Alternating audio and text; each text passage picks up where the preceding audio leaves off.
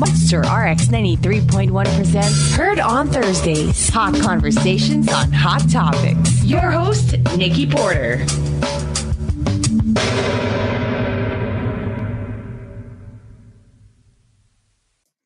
Hey Monsters, it's Nikki Porter back with you for more HOT. That's Heard on Thursdays, the iconic magazine talk that made Philippine FM radio talk, and you hear it only on Manila's hottest Monster RX93.1. Now, in these strange times, good news is good. We'll take it.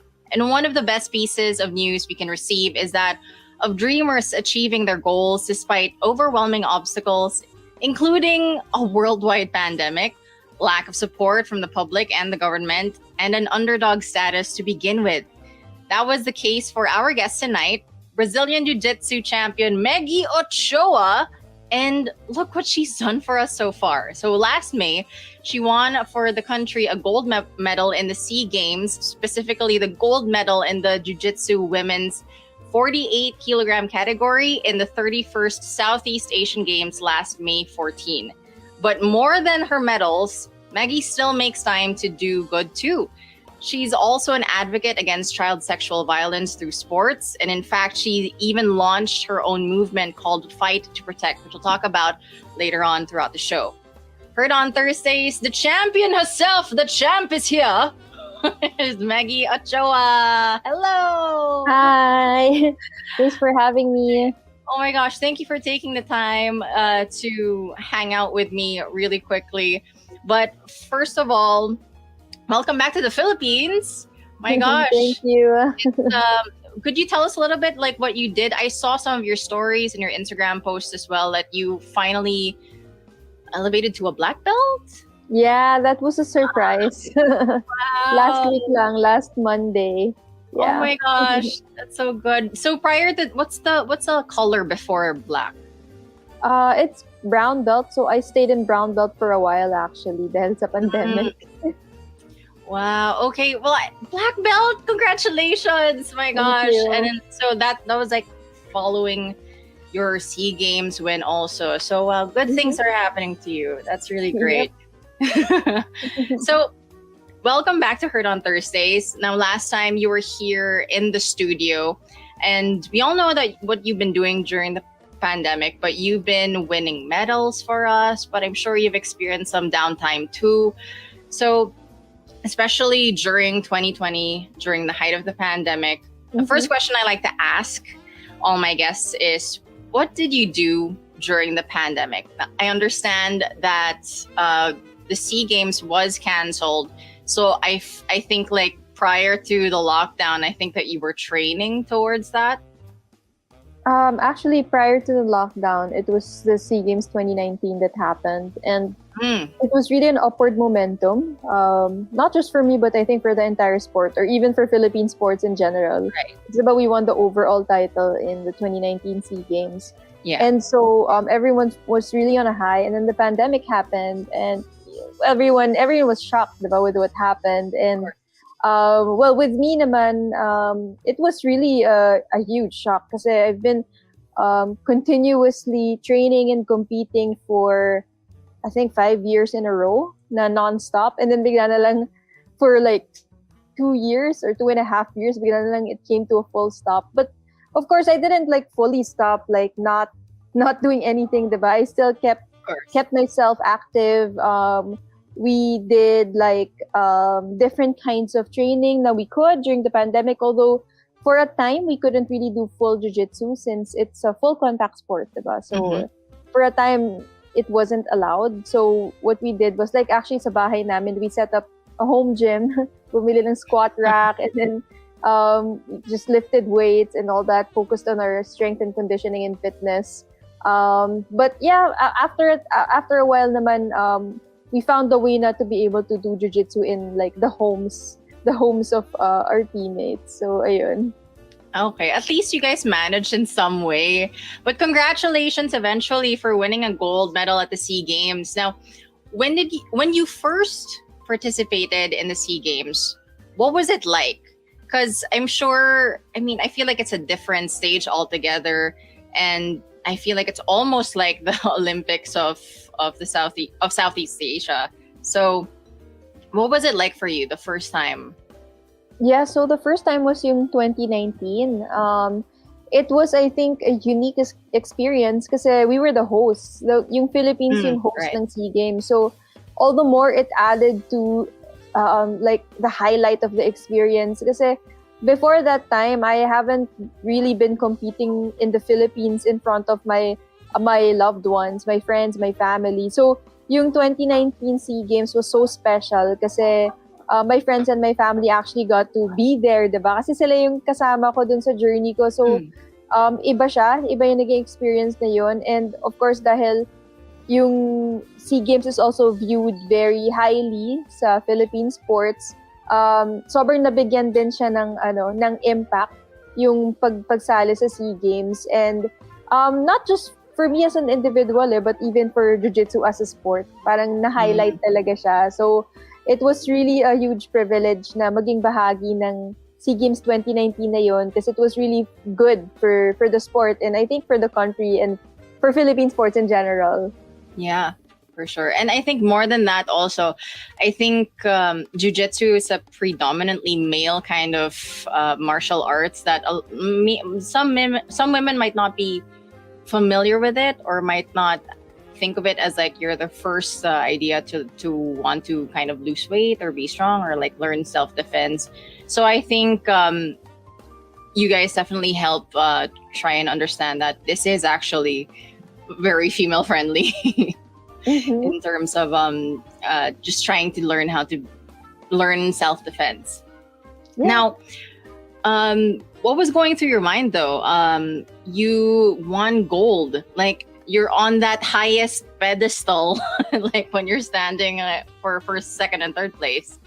What was that feeling like when they finally awarded you the gold medal? Well, of course, always. Whenever I win the gold medal, what's at the top of my mind is always gratitude. Kasi gratitude to the Lord, gratitude to my friends, my family, everyone that's part of the journey. Kasi when an athlete wins gold, it's never that athlete's work alone. Right. It's always like a combination of efforts of different people, 'di ba? Kasi never naman maaabot ng athlete ang victory ng mag-isa, 'di ba? Right. Team effort 'yan. Mm-hmm. Well, so I'm glad that you were able to actually have that kind of appreciation for sure. And I think for a lot of people who are watching, it's really cool for someone like me who saw you like in high school in an all-girls school also, but there's a character development over there for sure. And so it was really cool to see you parang just win gold at the SEA Games. It's like I technically know this person. You're Ria's cousin also. So it was pretty awesome. So for you to win the gold medal, though, you had to go against Vietnam's jiu-jitsu athlete. I'm not going to try and pronounce the name. I don't want to butcher it. But she was the winner when you fought each other in the 2018 Asian Games. So what was your reaction when you knew you were up against her again? So yeah, actually, syempre, hindi nawawala yung kaba. Kasi 2018 Asian Games, I lost against Vietnam. I lost, but then in 2018 Asian Games na yun, I lost against someone na natalo ko na dati. So yung person na yun na tinalo ako sa Asian Games ng 2018, tinalo ko na siya noong 2017 sa isang competition. I could say na yung 2018 Asian Games, I really was not like at the top of my mental game nung Asian Games na yun. But nung 2022 SEA Games, haharapin ko ulit siya, yung tumalo sa akin nung 2018. So of course, merong some kind of kaba, pero entering into the SEA Games, I had this confidence yung 2018 kasi throughout the pandemic, ang dami na rin nangyari. Nagkaroon ng shift in perspective. I had a lot of spiritual growth that happened in the pandemic that really made me view everything, my entire journey in a different perspective. And it also clarified my motivations for doing what I do. And I know I'm not supposed to talk about religion, but I'll just share this one point na I did this 2022 SEA Games kasi it's really all for God's glory. And with that kind of a motivation, na-align lahat, and I had the confidence that I needed to face that same opponent that I did nung 2018. Na parang hindi naman sa alam kong kaya ko siya, hindi ganun eh. Pero alam kong nasa tama yung motivation ko. So alam kong ibibigay ko yung lahat ko, and whatever happens, I'm good.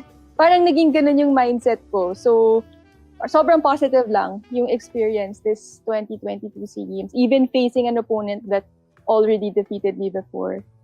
Yeah, that's so cool. I mean, all respect, of course, when it comes to like athletes and, dedicating their career or their competition to God. I mean, like a lot of athletes actually do that as well. And so that actually can drive them. So I'm glad that it's worked out for you and that you were able to actually finally win the title for this year's SEA Games. But when you are on the mat, does it ever get personal? Like, have you ever had a moment when you're competing and it gets personal for you? You're locked in a physical one-on-one with an opponent. I don't know if you trash talk each other, if that's allowed, but does it ever get personal na parang magagalit ka bigla na parang it makes you get a little bit impulsive?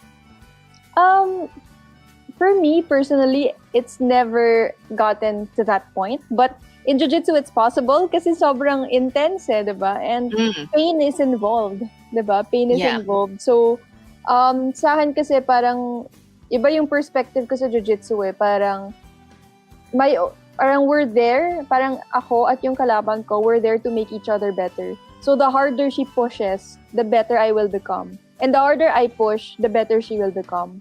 So, ganun yung mindset. So, I never take it personally especially competition. Laban yan eh, diba? Parang it's hard for you to take things personally kasi when you become emotional sa match, you lose presence of mind. And usually, pag nawala yung presence of mind mo, dun ka nagkakamali. And, ayun, so far, I haven't had a moment naman na nagkaroon ng personalan. And hindi ko rin ma-imagine yung sarili ko nagtatrash talk.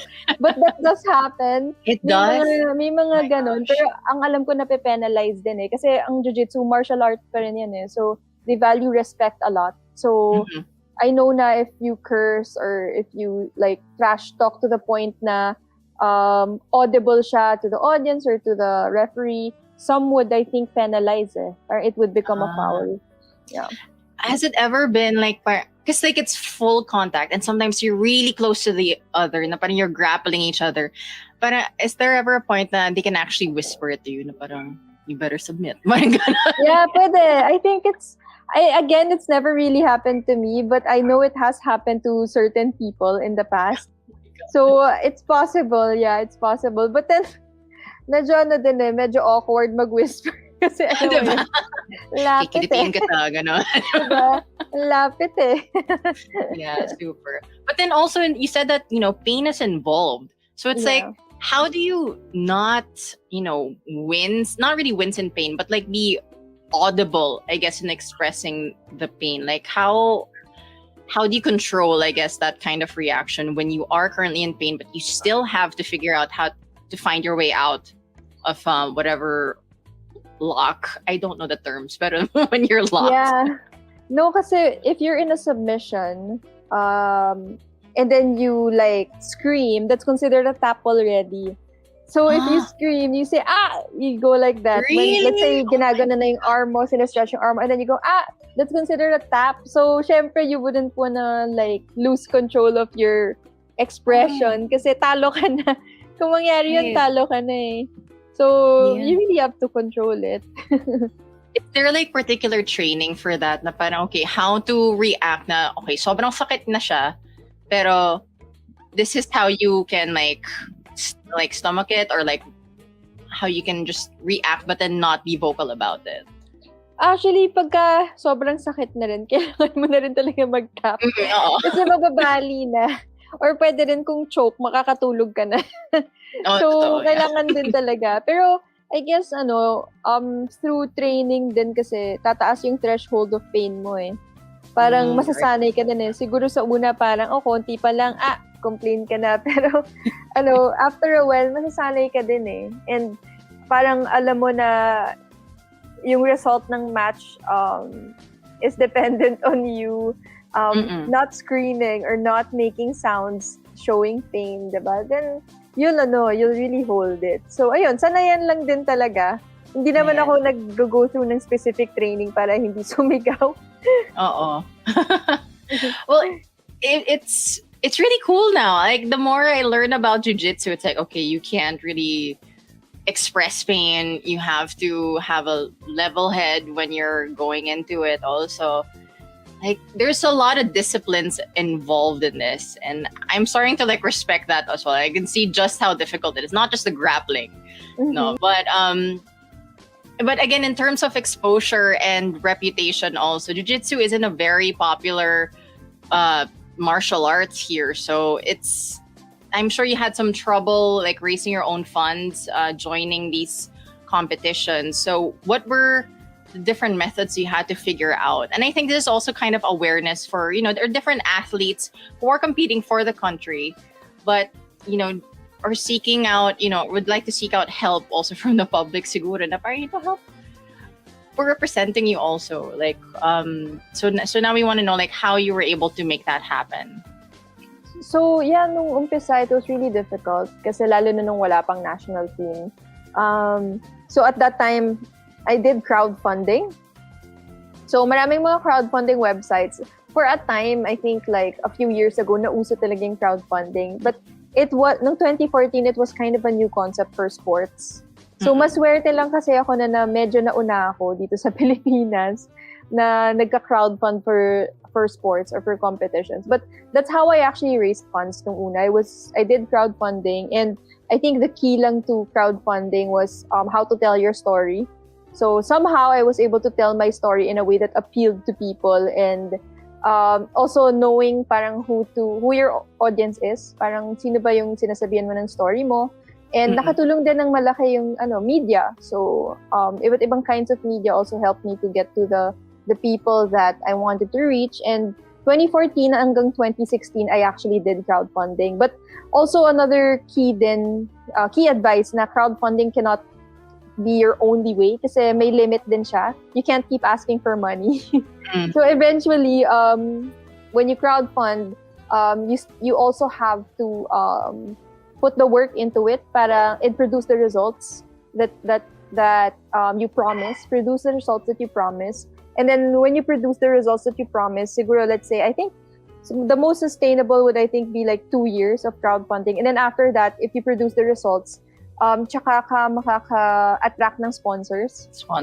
Mga companies. But that one takes time. Sa una, mga lang muna, X deals, like items. And then eventually, yung cash sponsorships that can help you with competitions. Ayun, so I think it was a mix of crowdfunding, of course, putting the work into it to produce the results, knowing how to tell your story, help from the media as well to promote that story, and ayun, so iba't ibang mga aspects. And then eventually nagkaroon ng national team noong 2016, where we got official support na from the government to support our training camps or competitions. So ayun, but until now pa rin, we still continue to raise funds, and we still continue to look for sponsorships to help support the journey.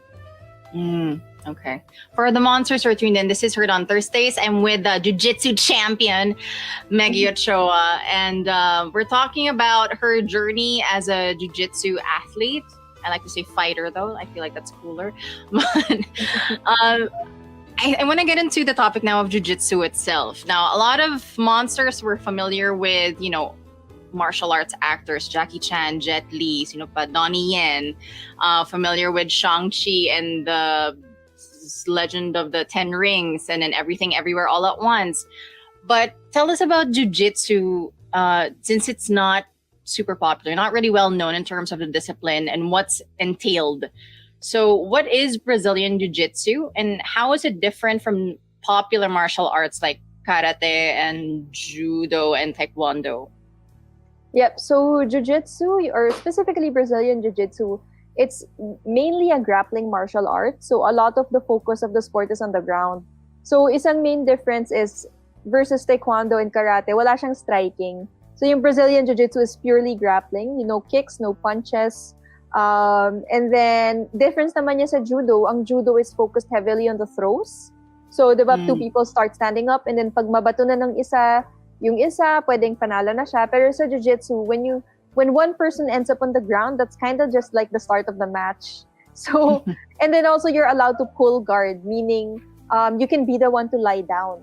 And then lying down can actually be an advantageous position in the sport of Jiu-Jitsu. Whereas in most martial arts, the person that's down on the ground is already losing. Pero ako personally sa Jiu-Jitsu nga gusto ko pa nga ako yung nasa ilalim I pull guard.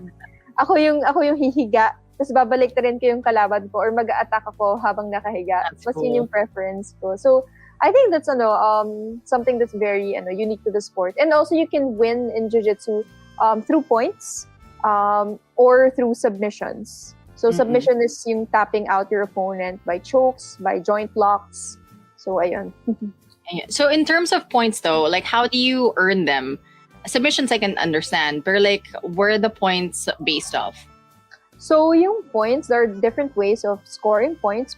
You can score points through takedowns. Yun yung two people standing up and then you make someone lie on the ground. So that's takedown. And then sweeps, you can also earn points by sweeps. Sweep naman is you're the one that's lying down and then so you lie down with the grips and then you make your opponent lie down and then you stand up. So you reverse the position. So that's a sweep. And then you can also earn points by doing a guard pass. So guard pass is you're the one that's on top and then the person on the bottom has guard. So guard is like a certain kind of control, any kind of control. Pero ang ginagawa ng person on top is person on top gets past the legs and then parang kinokontrol niya yung upper body ng person on the bottom past the legs. So that's a guard pass. And then you can also earn points by certain positions like the full mount or the back control position. I'm not really sure if it's hard to demo kasi we're on radio. No, okay. It's fine. but yeah, back control position and the full mount position, those are the highest scoring points in Jiu-Jitsu. 4 points yun. And then may mga iba pang smaller movement, but then those are like the bigger movements that score points in Jiu-Jitsu. Okay. And so I introed you as someone who practiced Brazilian Jiu-Jitsu, but then there are different kinds of Jiu-Jitsu I found out. Like there's American, I think, where you got your black belt or something like that. Actually, Brazilian Jiu-Jitsu ako. Yeah, Brazilian Jiu-Jitsu din.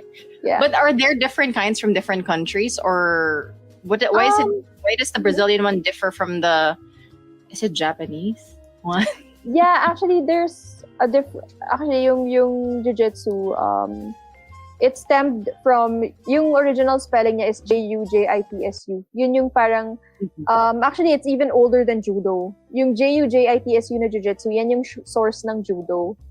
So ang Jiu-Jitsu, yung Jujitsu, meron siyang mga forms na may striking. So, meron siyang fighting jiu-jitsu, merong duo na jiu-jitsu, yung parang more on like performance and forms na may striking. And then, itong Brazilian jiu-jitsu, it's also known as newaza, or ito yung mas nakafocus sa ground fighting, and wala ring striking, yung Brazilian jiu-jitsu. But ito kasing Brazilian jiu-jitsu, kaya siya na-label na Brazilian kasi nga, yung one of the Gracies, yung sa kanya, yung anong tawag dito? Kumbaga siya yung gumawa ng own style of jiu-jitsu. That was back in I forgot what year, but then mga parang 1970s yata, 60s or 50s, something like that. I don't really remember the date. But then nung time na yun, the Brazilians made their own style through the Gracies. And sumikat lang yung style na yan sa UFC nung 90s, yung Brazilian Jiu-Jitsu. Ayun. Right, okay. Now, I've come to you now in terms of asking, how did this interest in Jiu-Jitsu start? When and how did it actually happen? Actually, yung interest in Jiu-Jitsu started 2012 kasi I tried mixed martial arts. I tried MMA. But then, I really wanted to fight. Pero I was too small. Wala akong kalaban. So, I tried several times to fight, pero wala. Hindi talaga ako nakahanap ng kalaban. So, they told me to switch to Jiu-Jitsu instead. So, 2013 ako nag-start ng Jiu-Jitsu kasi nga I really wanted to compete, and sa Jiu-Jitsu mas marami akong mga babae na makakalaban. And mas safe din siya, even if I'm small and I go against bigger girls, mas safe siya kasi wala naman striking diba? So, Right. So ayun, so 2013 was when I really started Jiu-Jitsu. So you wanted to get into fighting mismo, like competitive mixed martial arts. Yeah, dati. Why? No, that's such an interesting interest. Yeah, I'll get to go with that.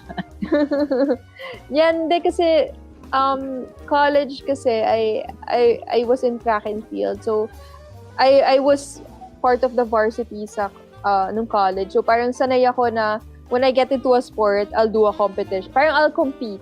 Parang I didn't feel right like joining a sport and not competing. And then after college, I wanted to stay active. And may mga teammate ako noon sa track na nagyaya mag-MMA. Parang masaya daw. So I tried it lang after college. And then sobrang ko siyang nagustuhan. And I found it so, kasi, it was such a, I really love challenges. Well, before, I love challenges. Nung mas bata pa ako, I love challenges. So, sobrang na-challenge ako sa MMA kasi parang, diba, you're mixing different kinds of martial arts. Tapos, ang saya lang niya. Ang saya niya. Sobrang ko siyang na-enjoy. And then, gusto ko talagang lumaban. Kasi parang, I really believe na if you're an athlete, you'll really get better through competition. Ayun, problema nga. Walang kalaban. All right. Gotcha. So, yeah, you have a petite form and you still made it to jiu-jitsu, but of course you had to build the muscle so that you can be competitive and actually come up against these opponents who are probably bulkier as well. So when you had to bulk up to compete for different weight categories, when your body transformed from lean to like thick. Actually, I saw your arms at one point. I was like, damn, Maggie. Those are nice arms. But did you find it cool at first? Like when you're like, oh my God, I'm building so much muscle. Or did you have to get used to it at first? Actually, I wasn't really new to the building muscle kasi nga sa college, I was in track and field. So, mas malakas pa ako nung college kaysa nung nasa jiu-jitsu na ako. Yung lahat ng mga, all my 1-rep max nung college was like way higher than what I can lift now. Kasi track and field is a lot more on, talaga, diba, fit. Parang kailangan super, super fit ka kasi every millisecond counts. So, talagang kailangan mo siyang i-maximize. And I would say nga na yung strength na na-build ko from college was a big advantage then starting out dito sa sport ng jiu-jitsu. But I guess yung sa jiu-jitsu medyo nagva-vary lang din yung quality ng katawan ko based on the weight classes I join. Kasi sometimes I join 45 kilos, which is the lower weight. So I can't really build too much muscle kasi diba mabigat ang muscle. And then sometimes I join 48 kilos, which is like the weight that I've been joining. The one I joined this year. And then ayun, the highest I think I joined was 49 kilos. Well, sometimes I join the 53.5 kapag wala talagang kalaban sa lower weight. I'll just fight up para lang makalaban. So I've done that also in the past. But ayun, I'm not naman new to building muscle. But for me, I view it not so much for the aesthetic, but I really view it for the functionality. As in, gusto ko lang talagang lumakas kasi gusto kong manalo. Yeah. Parang ganun. Yeah, no, that makes so much sense. But also, like, I know it's not easy to have to, from 48 you go down to 45, 45 you go up to 48. What is the workout regimen like? And I'm appealing to monsters who I guess want to lose weight, but also be strong. What would your workout regimen be like if you were to move down from 48 kilos to 45? I think, hindi naman sobrang nagva-vary yung workout regimen ko for whether I fight 45 or 48, but ang nagbabago is yung diet. Yung nagbabago is kung ano yung kinakain ko. So really, when I cut to 45, the first thing I lessen is carbs. The first thing I lessen is rice. I lessen my rice and then I add more veggies, and then actually yung protein, I keep it kasi kailangan yung protein to recover para sa recovery ng muscles mo. That's the last thing that I cut actually, yung protein. And then, in terms of sa workout regimen naman, usually I lift weights 3 times a week. And then I do jiu-jitsu mga 2 times a day, from Monday to Saturday. Wait, Monday to Saturday ba? Well, sometimes Monday to Sunday. Depende. So actually every day. Every day jiu-jitsu, and then 3 times a week weight training. And then when I have to cut to 45, hindi sobrang bigat yung binubuhat ko, but I still lift kasi lifting still helps you lose weight. Right. Although if you lift heavier, of course, you'll gain more muscle and then you'll be heavier. So, pwede ka pa rin mag-weights even if you wanna lose weight, but may limit lang din siguro yung amount of weight that you'll be lifting. So, that's pretty much what I do. I do a lot of mat time 2 times a day and then weight training 3 times a week. All right. So for the monsters who are tuned in, it is totally okay to lift weights, to lose weight. Mm-hmm. In terms of jiu-jitsu, when you're competing and you find yourself in a position where you're stuck, like during the grappling, and it's like you're thinking about submitting, and because like you can't find a way out, how do you condition your mind to not panic and actually try and find a way out? Actually, you might find this funny, but the first thing I do when I'm stuck is I pray. I love it. Diba? It's a very human thing to do. Yeah, first thing I do is pray, but then kahit quick prayer lang ganon. And then, kasi that helps me to have presence of mind. And in the past, okay, so I'll tell you about the story. 2016, this was my first competition against, it was first competition with the national team, yung Asian Beach Games. And then, what happened was, sa finals match na to, yung kalaban ko sobrang lakas. And then, as in, pagpasok ko pa lang dun sa laban, parang binato na niya ako, tapos nakuha na niya yung likod ko, and then she already had a rear naked choke on me. Alam mo yung rear naked choke? Basically, basta chino-choke, sinasakal na niya ako. Yeah. In simple terms. Sinasakal na niya ako. So, habang sinasakal niya ako, sobra ko na kasing pagod nung time na yun. Yun nga, first thing I did was pray. And then, nung nag-pray ako, parang dun ko na-start marinig yung boses ng coach, yung boses ng teammates ko. And then, ayun, parang little by little bumalik sa akin din yung parang, alam mo yung parang gutom mo? Yung gutom mo na parang manalo. Kasi, syempre, narinig mo na yung mga boses ng mga taong kasama mo, di ba? And then, nagkaroon ka ng presence of mind.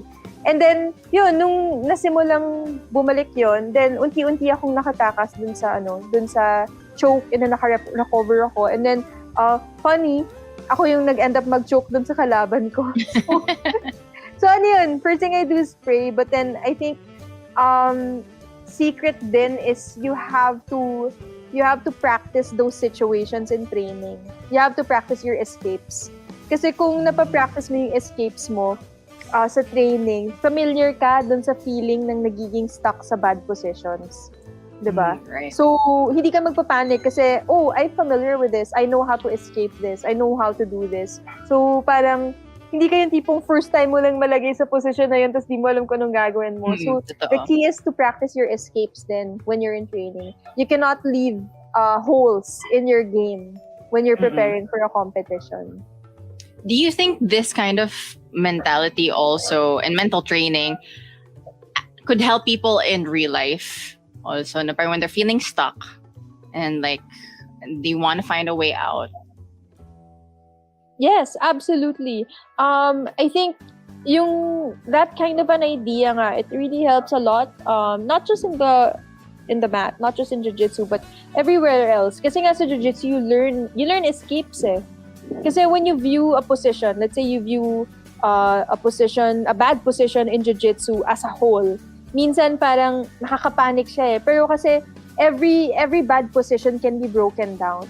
Diba? It can be broken down with grips. It can be broken down with the way the fingers are positioned, with the way that the arm is angled into. Alam mo yun, parang it can be broken down eh. And if you look at the details of how every bad position is broken down, dun mo mapifigure out how to escape that position. So, kung i-apply mo naman yun sa buhay, kasi minsan may mga situations sa buhay na, alam mo yun, kung tignan mo lang as a whole yung situation, nakakapanik, parang naka-overwhelm, hindi mo alam kung paano katatakas. Pero every single situation can be broken down. Eh. Hindi mo siya kailangan i-view as a whole. Minsan kailangan mo siyang i-break down kasi when you break it down, doon mo ma-review parang how to deal with the situation step by step. Diba? Hindi yung tipong from point A to point Z ka agad. Minsan kailangan mo muna unti-untiin A, B, C, D hanggang umabot ka sa Z. So I think that's one thing that definitely can be applied sa totoong buhay na natutunan ko din sa Jiu-Jitsu. Yeah, I guess if there's one takeaway from this interview, it's that instead of looking at the problem as a whole, you break it down so you don't break down. Yeah, that's a good way of putting it. Yeah. So I think that's very helpful. And that's why I feel like I want to try like Jiu-Jitsu. Yeah, you should. I've always wanted to learn like self-defense. I haven't, but I never got to choose which one. So baka makita mo ako sa gym bigla one day. So, Jiu-Jitsu does seem like a predominantly male sport, but have you ever encountered men who probably felt intimidated by your skills? Parang if they see you on the mat, medyo the distance, like, oh, you're a strong girl. Parang have you encountered that kind of what's the term I'm looking for? Basta, like that kind of encounter that you've had with like males, I guess. Well, never ko siya na-encounter na harap-harapan, pero sinasabi lang siya sa akin. Oh, parang sinasabi naman, kaya wala ka pang boyfriend kasi takot yung mga lalaki sa'yo. Oh my God. Pero okay lang naman sa akin yun. Okay lang naman sa akin yun. Pero I wouldn't really say na, kasi I interact with guys who are, already into the sport, diba? So parang, hindi na sa kanila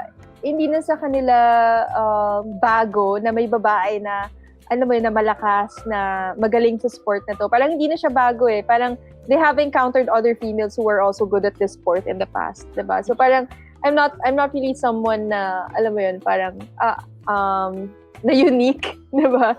Na-encounter na nila in the past eh. So I guess I think honestly I'm also quite lucky na yung communities na I've been part of dito sa Jiu-Jitsu have been like very respectful of women. I haven't really had any negative experiences when it comes to that. Oh, that's good. That's good. Now, I just want to ask a candid question. You did mention, that really snarky comment about like that's why you don't have a boyfriend because you're so strong, which I think is like so wrong, by the way. Like, in terms of, I guess, your dating life, what kind of person are you looking for then? Well, honestly, I'm very picky. Kaya din, ayun na yung totoong dahilan. Medyo choosy talaga. Pero number one, kasi nga, ang pinaka-importante sa akin is yung faith. Again, I know I'm not supposed to talk about religion, pero yun kasi yung pinaka-number one sa akin, kailangan aligned kami in terms of like what we believe in. Okay. Yun yung pinaka number one talaga. Pero sa totoo lang, yung ibang mga factors, hindi siya masyadong set in stone. Meron akong mahabang listahan, pero medyo flexible siya. Don't we all? Medyo flexible naman yung listahan na yun. Basta kailangan super aligned kami sa beliefs namin. Like, the belief system has to be aligned. Kasi, ako kasi I don't really look forward to like dating for the sake of dating. I'm really, feeling ko nga after 3 months, kasal na kami. Ganun. Wow! Okay, gusto ko sa pamilya agad. Then joke lang. Kasi tumatanda na ako eh. No, you got time, girl. And I'm sure you have priorities also in terms of jiu-jitsu. I mean, it's gonna take a lot of your time. Yeah, for sure. So they have to be understanding of that. Yun din. So for those who want to learn Brazilian Jiu-Jitsu, what steps can they take? Are there schools, sports clinics? I guess I'm asking for myself also, like where you can train or apprentice and just learn that martial arts. Yeah, there are so many jiu-jitsu schools around the country. Not just in Metro Manila, actually, even sa mga around Luzon, Visayas, Mindanao, may mga jiu-jitsu schools. But ayun, the one where I am part of, our club is called Atos Jiu-Jitsu. And then I train specifically sa Jiu-Jitsu Manila. But for now, we're not fully open yet. We haven't really been fully open since the pandemic. But we will be opening hopefully within the year. So tune in. Like nyo yung Jiu-Jitsu Manila, tsaka Atos. Sa Instagram, it's Atos JJ Philippines.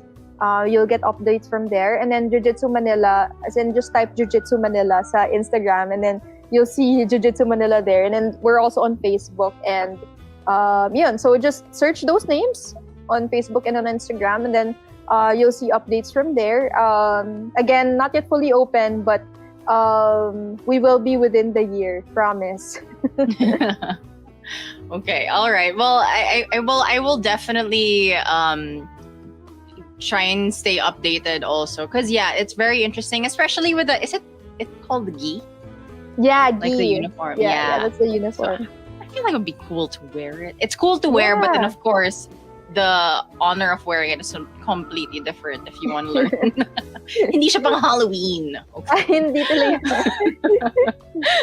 So now let's talk about what you do outside of jiu-jitsu. But I mean, it is still in relation to it. And this is your advocacy in campaigning against child abuse through sports. So when did this issue catch your attention? Yeah, so the first time it caught my attention was back in 2015. Because I was like literally just browsing through the internet, and then I saw an article on CNN about a girl from Mexico. She was, I think, 16 years old at that time. Pero from the age of 12 to 16 years old, she was raped like 43,200 times. So 1,000? Yeah, 43,200 times, up to 30 times a day. And nung nabasa ko kasi yung article na yun, she said na she was actually recruited for sexual exploitation as a child.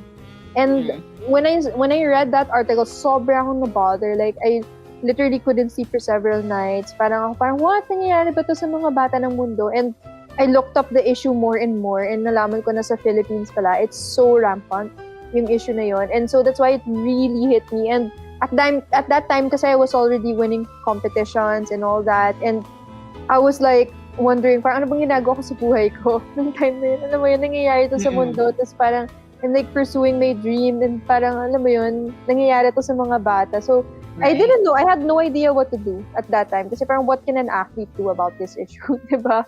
Parang it's so far off. But then, true. Ayun. Pero ayun nga, that was the first time na I came across that issue. And then it has progressed the more I knew about it. Lalo na dito sa Pilipinas. Yeah. So I'm sure like it is very disturbing. I've seen these stories. It can be in social media. It can be in news outlets as well. Like when it comes out, it's very disturbing, especially how young the kids can be like exploited and be abused. It's just so unimaginable. Like I also have like that kind of anger. I mean, I'm saying this on air, but then I have that kind of it's justified anger. I think these are children; they're innocent. Exactly. So it's really disturbing. And so I'm really glad that you were able to start your own movement called Fight to Protect. So how does Fight to Protect spread awareness? Yeah. So in the past, we were into awareness raising more. Like for example, what we've done in the past was we came up with. This was before the pandemic. Before the pandemic, what we would do is we would come up with like sports-based events, mostly like martial arts or even jiu-jitsu-based events, like seminars or even like competitions or anything related to the sport. And kasi may captured audience ang sport diba? Pero yung ginagawa naman yung events na yun would be not just like a sport event but also an awareness event wherein we would invite yung mga experts on the issue to talk about what's happening. And we wouldn't also want to end in awareness. So what we do is we also invite organizations na have volunteer opportunities or need help with resources or any kind of help and support. And what we do is we kind of like attract the people through the sport and then tell them about the issue and then tell them what they can do about the issue by also introducing them to the right organization. So that's pretty much how we worked before the pandemic. But when the pandemic happened, we kind of became more like online based. So we did like online events naman na sport related pa rin to help raise funds naman for yung efforts that really work on the ground. Kasi nga, di ba may limitations din sa movement ng pandemic. So mas naging fundraising yung efforts namin ng pandemic to help the ones na talagang may capacity and then may network din na nag-work sa ground. Kasi nga, tumaas din yung cases ng pandemic. I mean, not just cases of COVID, but cases of various kinds of abuse by children, diba? And so, there was really need for that. And then, ngayon naman na medyo nagsuslow down na yung pandemic, mas nakafocus din kami naman ngayon dun sa, well, we have always been focused on helping survivors recover, but I would say now na mas nandito na yung focus namin at continuing to share the sport with the survivors. That's so good. I mean, now that you mentioned also during the pandemic, tumaas din yung cases doon. It's just like, oh my God, that's so true. Because like, yeah, you're just stuck at home and you don't know who you're with. If the person you're with is like, safe to be with also. Yep, so exactly. Yeah, that's really scary. But I'm really glad you were able to address this, or at least try to address this during the pandemic and even until now. Are there other organizations or other advocacies that Fight to Protect is also tying up with to protect children's rights? Yeah, we have worked with various organizations. I'm also an ambassador for Plan International Philippines. They do work a lot on children's rights. In the past, we've also worked with Child Rights Network, and then we have also worked with a network called the Freedom Sunday Network. They work more focused sa online sexual exploitation of children. Freedom Sunday Network is composed of various faith-based organizations like International Justice Mission. Basta maraming different kinds of organizations. Marami na kaming mga nakatrabaho din. We don't do this work alone. Yeah, we just contribute what we can, and then we work together with people who are experts in the different areas, diba? So that's always key talaga, working together with other people. Yeah, for sure. And the bigger the community also, and to spread this awareness, the better, for sure. So do you have to for to be a part of Fight to Protect, do you have to be practicing Jiu Jitsu or another form of martial arts to become a part of this advocacy? Oh, no, not really. So many people that got involved with Fight to Protect don't even do Jiu Jitsu. So actually, there for a time, sobrang nung pandemic ang na-involved talaga is yung mga batchmates sa Poveda. As in, sila yung sobrang na-involved nung pandemic kasi nga, diba, everyone had like mas maraming time, diba? And then like, we were really able to tap our batch, our network, to be able to help raise funds for the organizations that help local communities. So, no, you don't have to do the Jiu-Jitsu to be able to help Fight to Protect kasi sobrang dami din ng needs eh. Like imagine, we work with various shelters. The different shelters have different needs. Not necessarily financial. Sometimes they have needs ng skills, diba? Sometimes they have needs ng certain items, diba? So, sobrang lawak ng pwedeng matulong ng mga tao sa Fight to Protect. So, if anyone wants to help, feel free to send us a message. I think easier to reach yung sa Instagram. Just Fight to Protect. FIGHTTO Protect. That's it. Just Fight to Protect. All right, cool. And so we're nearing the end of the interview. This has been Heard on Thursdays with Nikki Porter, and I'm talking to Meggie Ochoa, our very own Jiu-Jitsu champ from the SEA Games. But also more than that, Fight to Protect, advocate also against, child sexual violence. So it's been such a pleasure. But just to wrap things up for you, you practiced Jiu-Jitsu. Before that, actually, you were in track and field, and then you wanted to get into multimedia, to mixed martial arts. And then from there, you switched to Brazilian Jiu-Jitsu, and now you're competing, and you're in the SEA Games, amongst other international competitions. And then you just earned your black belt as well. What's next for you? What's next? Well, actually, the immediate next, sa end of October until like mid-November, there are 3 competitions that I'm looking at joining. Wow. They're all based in UAE. So there's the JJIF World Championship, and there's a Masters World Championship, and then there's a UAE JJF World Professional Jiu-Jitsu Championship, all happening within a span of like 3 or 4 weeks. So I really want to join those 3 competitions. So I'm gonna be working to So if anyone interested to support that journey, feel free to contact me kasi I need sponsors for that. But ayun, that's the immediate next. But then next year, the farther next is next year. It's gonna be a huge year for Jiu Jitsu. Kasi next year there's gonna be SEA Games, there's gonna be Asian Games, and there's gonna be Asian Indoor and Martial Arts Games. So I think those are the three like biggest jiu-jitsu competitions all happening in 1 year. So that's gonna be like 2023, and I think everything from this year to next year will be this year parang building foundation for that, for what's happening next year. So dapat todo focus dun sa sa journey na to kasi next year is gonna be like a reap year. Yeah, there's so many things that you're definitely looking forward to. So I wish you all the best of luck. But aside from jiu-jitsu naman, if I may ask, is there anything that's next for Maggie outside of jiu-jitsu by any chance? Anything random? Like, I want to start something. Anything random that's outside of jiu-jitsu that's next? Well, I guess one thing that I wasn't able to share is I'm actually like kind of like a mom now.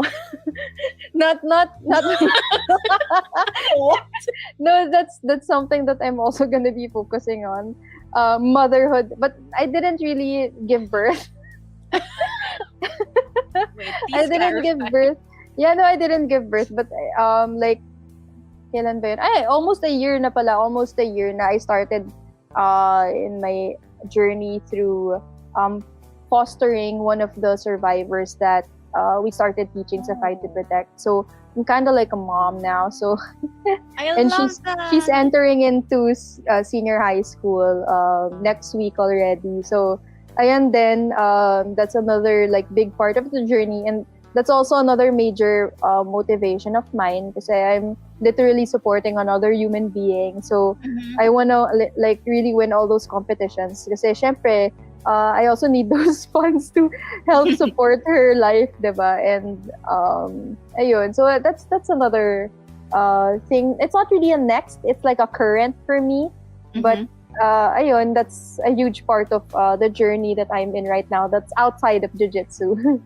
Wow, that's so cool. I did like okay, that's really cute, and I really hope like everything turns out really well, like in terms of you being a foster mom. Oh my god, Maggie, that's so cute. No, that's great. That's great. At least it's like you can mentor this high school student, like teenager also. So of course they need to learn so much, especially at this time in their lives as well. So I'm so excited for you, not just with jiu-jitsu, but for this endeavor as well. So I can't like it seems like whatever you put your sights on, you figure out a way. Kind of like jiu-jitsu, actually. You find a way out. You find your way through it, actually. So I think it's really great. And I'm sure the monsters tuned in have learned a thing or two also in terms about that particular form of martial arts, but also about spreading awareness about child sexual violence, which is super important as well. So is there anybody you would like to say hi to before we end the interview? Okay, so I want to say hi to of course my parents. My parents who will probably be listening to this, my mom who's like my number one fan, and then I'd like to say hi then to my daughter Roslyn, and then I'll say hi to the rest of my family. I don't know who's gonna be listening to this. And then hi to Ria, who was the one that right, our middle woman. Yeah, our middle woman. And to all my teammates and my friends in jiu-jitsu, or whoever else is listening. I'm not sure who will be listening. So just hi to everyone. All right. Well, that is it. That's a show that's heard on Thursdays. You were listening to me, Nikki Porter, talking to Meggie Ochoa about her journey in Brazilian Jiu-Jitsu and also being an advocate and her movement called Fight to Protect, which campaigns against child sexual violence. Such a pleasure and so nice to catch up with you. And with that, we're ending the show. So thank you so much for tuning in. Keep it locked only here on The Monster. Bye-bye.